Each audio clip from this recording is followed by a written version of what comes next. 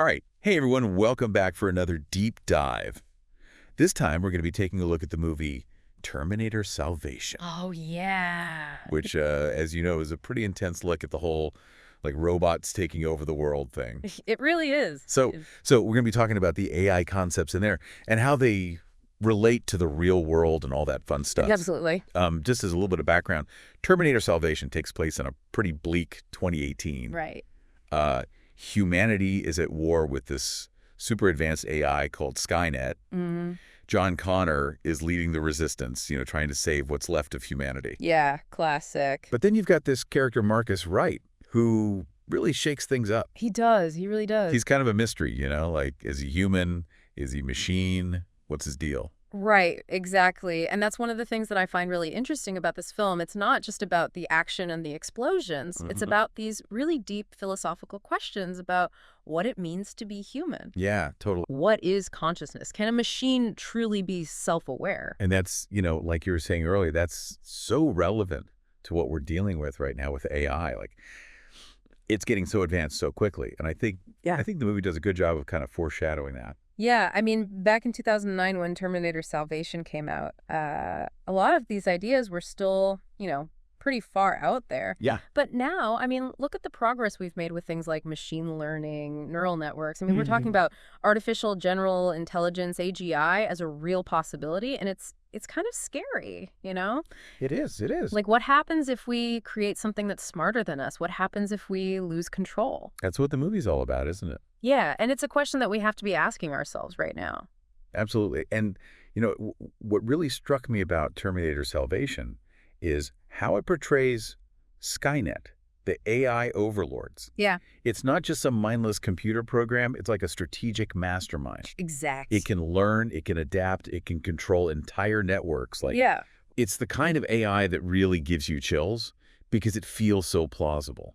Right, and that's the thing about Skynet. I mean, it's not just some evil force for the sake of being evil. Right. It has a logic to it, It sees humanity as a threat, and it's acting to eliminate that threat. Yeah, and that's what makes it even scarier because it's not like some monster under the bed. It's like a reflection of our own potential for destruction, in a way. We've created these incredibly powerful technologies, but we don't always think about the consequences, do we?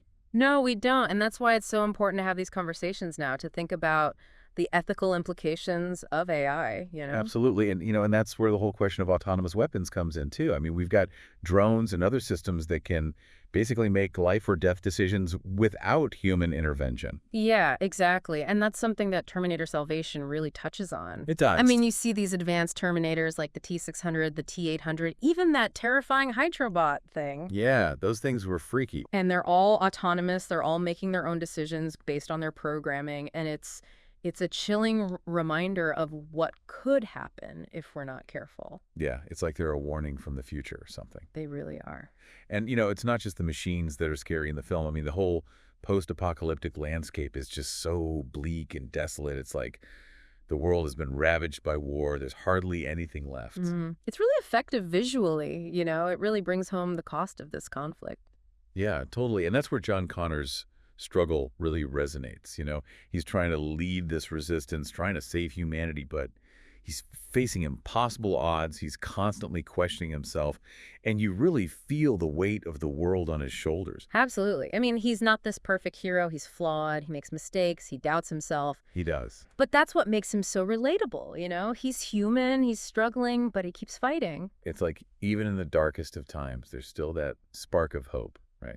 Yeah, and that's what I think is ultimately so powerful about Terminator Salvation. It's a warning, yes, but it's also a story about resilience, about the human spirit. Absolutely. And, it's been really interesting unpacking all of this with you. But I think for our listeners out there, the big takeaway here is that we're at a crossroads with AI. The choices we make today will determine the future. And Terminator Salvation serves as a powerful reminder of what's at stake.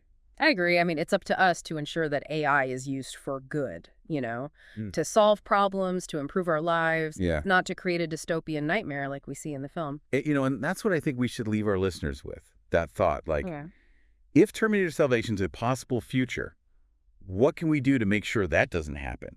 What kind of world do we want to build with AI? That's a great question, and one that I think we all need to be thinking about. Absolutely. Because the future is in our hands. That's right, it is. And it's up to us to make the right choices.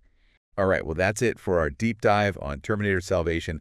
Thanks for tuning in, everyone, and until next time, keep those brains buzzing and the robots at bay. Definitely at bay. All right, see ya. See ya.